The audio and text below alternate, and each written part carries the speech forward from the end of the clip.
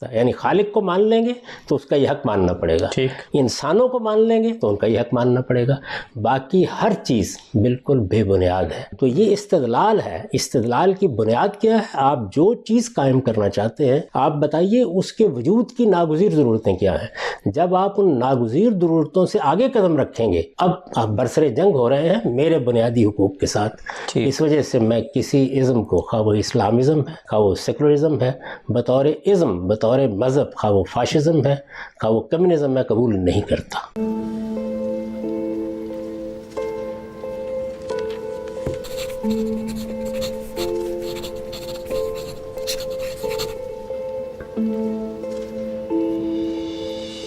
बिस्मिल्लाहिर्रहमानिर्रहीम। बहुत शुक्रिया गामी साहब आपके वक्त का।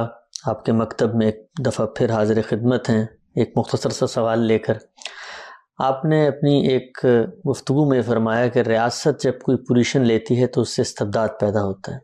इससे जहन में सवाल पैदा हुआ कि एक तरफ आप ये कहते हैं कि रियासत को जमहूरी होना चाहिए और जमहूरियत को कुरान मजीद के अहकाम में से एक हुक्म मानते हैं, और फिर ये कहते हैं कि रियासत को कोई मजहबी या सेकुलर पोजीशन नहीं लेनी चाहिए।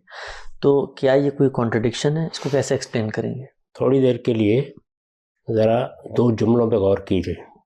रियासत का कोई मज़हब नहीं होना चाहिए, रियासत को किसी इज़्म का पाबंद नहीं होना चाहिए, और रियासत को कोई पोजीशन नहीं लेनी चाहिए।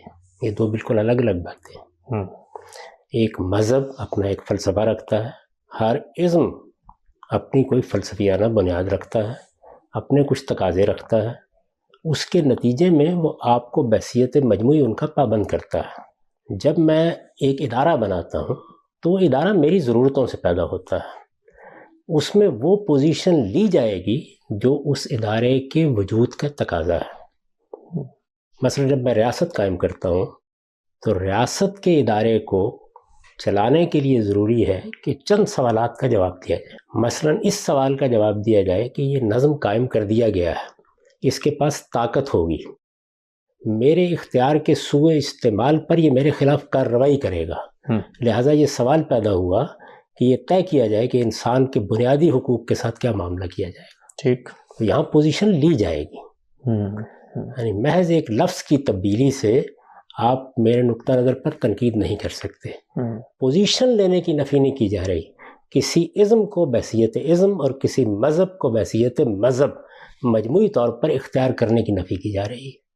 तो यहाँ हम ये पोजीशन लेंगे कि ये तय किया जाए कि इंसान के बुनियादी हुकूक से मुतल्लक क्या नुक्ता नज़र अपनाया जाएगा। जब आप एक रियासती वहदत कायम करते हैं तो एक मसला पैदा होता है, और वो ये कि उसमें अगर मुख्तलिफ अक़वाम हैं, रंग की बुनियाद पर, नस्ल की बुनियाद पर, सकाफ़ती इम्तियाज़ात की बुनियाद पर वो अपने आप को अलग समझते हैं, अगर किसी मौके पर वो किसी इलाके में इस बात का तकाज़ा करें कि हम अपने रियासती नज़म को अलग करना चाहते हैं, इस वहदत से अलहदगी का मुतालबा कर दें, तो ये तय करना चाहिए कि क्या उनको मारा जाएगा, उनके साथ वही सलूक किया जाएगा जो कश्मीर में किया जा रहा है, वही सलूक किया जाएगा जो कुर्दिस्तान में किया जा रहा है, या उनको हक़ खुद इरादी हासिल होगा। वो रेफरेंडम के एक मरहले से गुजरेंगे और उसके बाद क्या हो जाएगा कि उन्हें साथ रहना है या साथ नहीं रहना।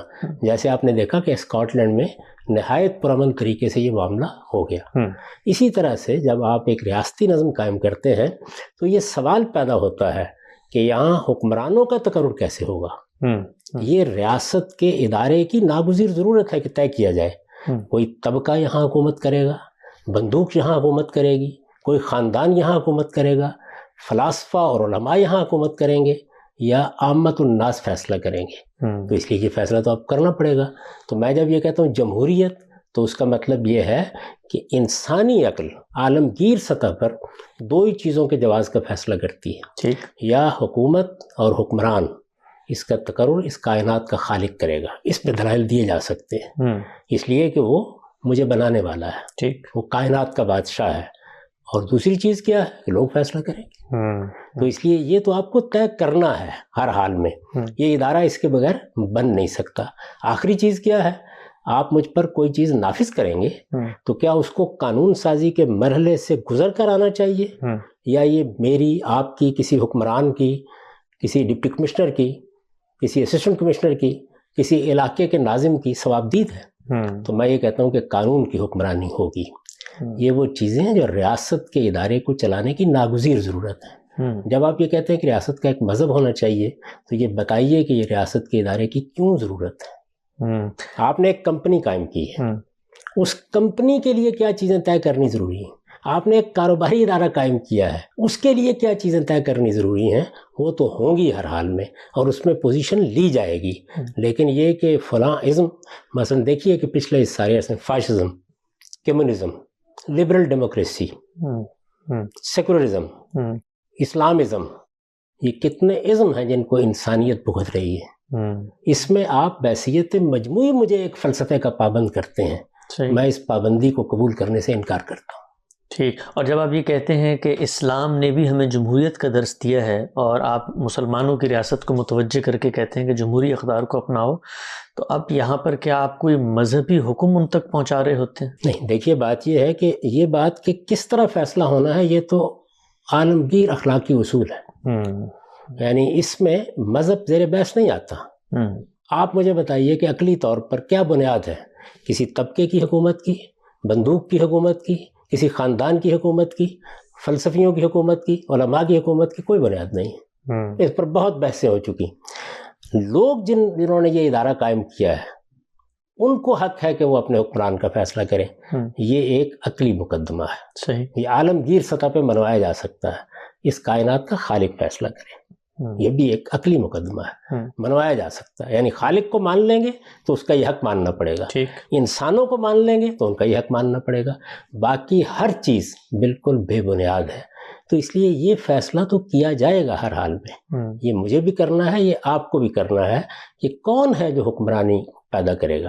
اب رہ گئی یہ بات کہ ہم اسلام کا حوالہ کیوں دیتے ہیں، تو اس لیے کہ مذہب کو استعمال کیا جاتا ہے استبداد اور آمریت کی حمایت میں۔ ٹھیک، اس کی تردید میں یہ کہتے ہیں کہ جب مذہب نے حکومت الہیہ میں یعنی پیغمبروں کی حکومت میں اپنا نظم قائم کیا تو وہاں بھی یہی تلقین کی کہ امرہم شورا بینہم۔ یہ بات اس استدلال کے جواب میں کہی جاتی ہے، ٹھیک، ورنہ تو یہ مسلمانوں کے لیے ایک تجویز ہے، ایسا تو نہیں ہے کہ دنیا کے نظم کے لیے کوئی اصول بیان کر دیا۔ لیکن دنیا نے اپنا لیا اس کو، دنیا نے اس کو اپنا لیا اس لیے کہ یہ فطری اصول ہے، اس لیے کہ یہ عالمگیر اخلاقیات پر مبنی ہے، اس لیے کہ اس کے حق میں عقلی استدلال کیا جا سکتا ہے۔ تو یہ استدلال ہے، استدلال کی بنیاد کیا ہے؟ آپ جو چیز قائم کرنا چاہتے ہیں آپ بتائیے اس کے وجود کی ناگزیر ضرورتیں کیا ہیں۔ جب آپ ان ناگزیر ضرورتوں سے آگے قدم رکھیں گے، اب آپ برسر جنگ ہو رہے ہیں میرے بنیادی حقوق کے ساتھ، اس وجہ سے میں کسی ازم کو، خواہ وہ اسلامزم ہے، خواہ وہ سیکولرزم ہے، بطور ازم، بطور مذہب، خواہ وہ فاشزم ہے، خواہ وہ کمیونزم، میں قبول نہیں کرتا۔ یہ ریاست کا کام نہیں ہے کہ وہ میرا مذہب طے کرے، یہ ریاست کا کام نہیں ہے کہ وہ میرا ازم طے کرے۔ مجھے ان چیزوں کے بارے میں ضمانت چاہیے، انسان کے بنیادی حقوق، قوموں کا حق خود ارادی، قانون کی حکمرانی، اور آپ فصل نزاعات کے لیے کیا کریں گے، جمہوریت، بندوق یا جمہوریت؟ یہ میرے نزدیک وہ بنیادی چیزیں ہیں۔ پوزیشن تو لیں گے لیکن وہ پوزیشن لیں گے جو ایک ادارے کے وجود کی ناگزیر ضرورت ہے۔ ٹھیک ٹھیک، بہت بہت شکریہ غام صاحب آپ کے وقت کا۔